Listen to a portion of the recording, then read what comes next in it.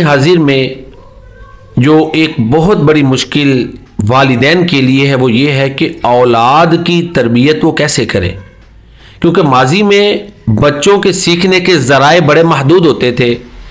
घर के माहौल से सीख लिया, गली मोहल्ले से सीख लिया, या कोई रिश्तेदार होते थे उनसे बच्चा सीखता था, या इदारे से। लेकिन अब चूंकि बच्चों की अप्रोच जो है वो मीडिया तक हो चुकी है और सोशल मीडिया भी उनकी लर्निंग का एक बहुत बड़ा सोर्स है, इन हालात में वालिदैन के लिए चैलेंजेस बढ़ चुके हैं। फिर सोशल मीडिया में कोई लिमिटेशंस नहीं है, इस्लामिक और नॉन इस्लामिक टीचिंग्स और इन्वायरमेंट, इसका कोई क्राइटेरिया नहीं है कि कैसे बच्चों को बाउंड किया जाए।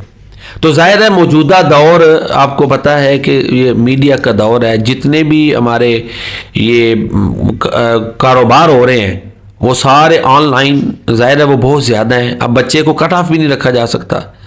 तो इन हालात में एक चीज़ ये है कि वालिदैन बच्चों को बहुत ज़्यादा इंस्ट्रक्शंस देकर, नसीहतें करते हुए, गुस्से का हर वक्त उन पर इजहार करते हुए उनको दूर ना करें।